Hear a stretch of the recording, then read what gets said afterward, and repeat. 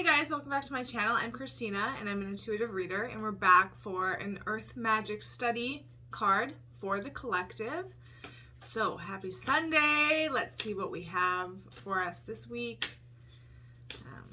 Just get right into it. I'm not standing this week. I am sitting down. So, okay. Okay. The card, Stone People, Vigilance. Vigilance. Well, okay. So the first point that's coming up here is Stone People. One people. One people. We're one people. We're one people.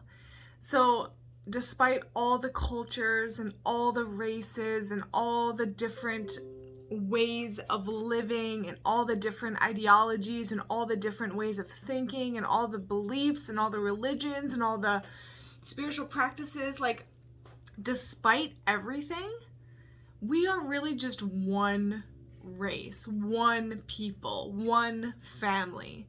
Like, that's it. Everything else is extra. Like, everything else is extra. We're just one people. We're all humans. We all have 2 eyes, a nose, a mouth, 2 ears, 2 legs, 2 arms. Most of us, like, born, like, that's the design. We're all just humans. And everything beyond that is just, like, conditions and programs and, like, ways in which we've been taught to live based on where we were born into. So, vigilance. It's like this point of, like, the vigilance has to come within those moments where we're allowing ourselves to create a divide amongst ourselves as a family. So when we're face to face with a disagreement about what someone believes, it differs from what we believe, and then that creates a divide. That's where we have to really, like, take the reins and ensure we're not allowing these, like, constructs of beliefs, of ideologies, of, like, ways of thinking and believing and ways of living, not allowing them to get in the way of the fact that we are just one family. We are just one human race. We're all just one people. And that's where we have to become vigilant. Vigilant. We have to become vigilant in ensuring that the one principle that stands in every moment within us is that we are one. We are one family. And what I need is what you need. And what is best for me is best for you. And, like, ensuring that anything else beyond that is not getting in the way of us coexisting in harmony. Because being one people, we can coexist in harmony. Like, you would imagine that that would be the actual design of humanity, to exist as one people. There is no conflict, there's no discord. Yeah, maybe there's disagreements, but not where we would then go to war and kill each other over. Not one where we would condemn each other to eternal hellfire because someone else believes something different or lives a different way than we deem appropriate. So it's just vigilance. This is just the point of, have you and are you allowing constructs of the mind to get in the way of the practical reality of us being just one family, one people, all existing here on this planet. As this planet, we are the expression, a expression of the planet, of Earth. We're humanity. We're, you know, we're able to express in very complex and diverse ways. But just because we do it differently than each other based on where we were born doesn't mean that one way is right and the other way is wrong. And I think that is such a fundamental point even for me, and what I can see matters so much in terms of us really getting able to get grounded in the practical reality of what is actually best for everyone is to realize we're all just one thing. We're all one race. We're all one people. We're all one family. We're all one aspect of a whole, which is the planet Earth.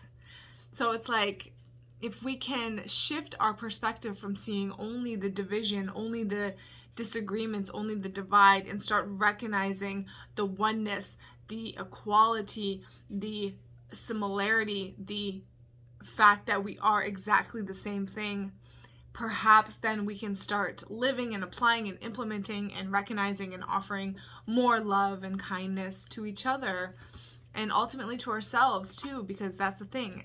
You are me in another life. We're all just, everyone you meet is you in another life.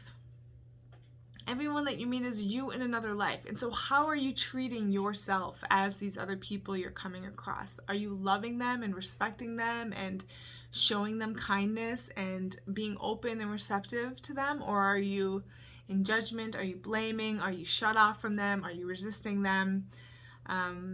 So it's just a matter of reflecting and recognizing that point of like, we're all one thing. We're just an expression of this planet. And so vigilance, like, that's where our commitment and determination and discipline has to really come into focus in every moment, in ensuring that we're not causing the divide. We're not causing the rift. I heard a point, someone share this point of the energies that exist in the world, whether love or joy, kindness, harmony, or war, fighting, conflict, the energy moves through us. It comes through us first. Everything that exists in the world exists because it existed within us first. So it's that point of taking the ultimate responsibility and ensuring that what is moving through you as your contribution to the creation here is not doing harm to you or to another person. And so it's just that point of like, we have to become vigilant in ensuring that nothing is moving through us that could harm another. Everything that moves through us is what's best for us, and so we know it's best for all. Everything that moves through us adds and contributes to the collective, to the whole, as the utmost potential, And so it's just like vigilance. It takes vigilance. It takes our determination and discipline and steadfastness and decision and absolute dedication in not allowing ourselves to exist in conflict, in moments, in relation to anything, but to find the harmony and find the love and find the peace and create it in that moment. Transmute that conflictual energy that you have into peace for your brother and your sister. That's our responsibility. That's our job. So that's what comes up here. Vigilance, stone people. And so, it's like that point too of like, calm waters, calm, steady waters. And stone people, it's like that point too of like, absolutely sturdy, unwavering, unmovable stance, unwavering stance. An absolute stand in who I am, as recognizing I am part of the whole. I am one of and as the whole. And I'm equal to you and I'm one with you. And I am ensuring that I am creating joy and love and peace within me and so through me. And so, not allowing anything to move through me that isn't of the highest good and the utmost potential for all life. And from my perspective, that is simplistically meaning not allowing myself to go into fighting with anything, including myself. Not to go into blame, not to go into judgment, not to go into resentment, anger, not to abdicate the responsibility I have to myself. If it exists within me as an experience, that's my responsibility. And if it's not of love and of harmony and of peace and of joy, I know that it's not serving what is best for all. It is separating from what is best for all. So, that's where I see I and you all can, really push that point of ensuring that we are living and doing and expressing what is best for all, because we are one part of the all, you know, and we have an influence. If you don't recognize yet how influential you are, now is the time. You affect the whole because you are part of the whole. You are an aspect of the whole. And so who you are in every single moment matters so much. It is contributing. It is contributing. So that's what I see. Let's see what the book definition says. Okay. The book says, stone people, vigilance.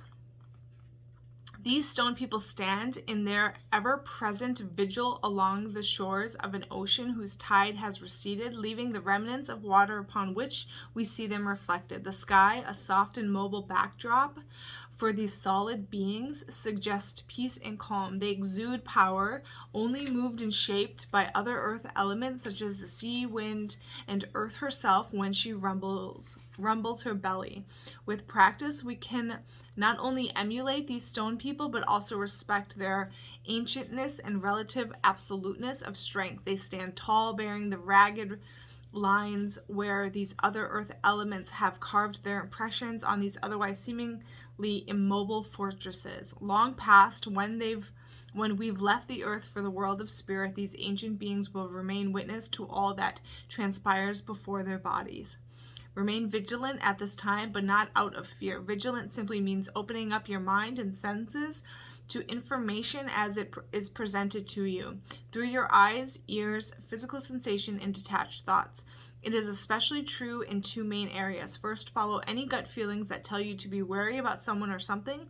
Second, pay close attention to an important opportunity that presents itself, one that may enhance your life and the lives of many others. Maintain your vigilance of the clues around you and inside of you. Assess what is emanating from your body and then sort out any conditioned responses from what is purely instinctual. Examine the situation with heart, intuition, and mind in harmony, for this is how vigilance serves you. Detach, take a breath, and stand tall in your stature. It's like that point of becoming just like a pillar, a steady, mighty ass oak tree that has roots so deep you are unmovable. And it's just that point of getting really clear on who you are and what you're accepting and allowing in each moment. Is it of the highest good for you? Does it serve what is best for you? And your only measure is of yourself. Does it serve your highest good? Is it actually best for you? Are you being self-honest with yourself? Are you honoring yourself? Are you loving yourself? Are you respecting yourself? Are you caring about yourself?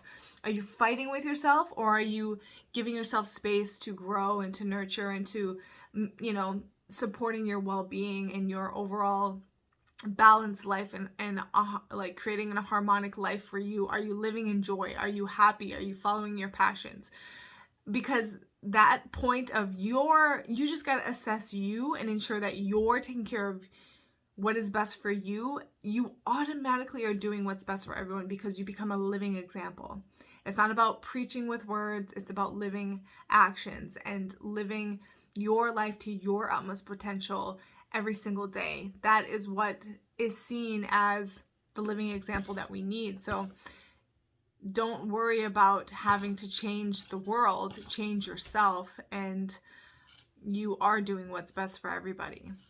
So just wanted to share that last little bit. Thanks for walking with. Hope you're all well. If you have anything to share from this reading, I'd love to hear from you. Otherwise, I'll see you next week.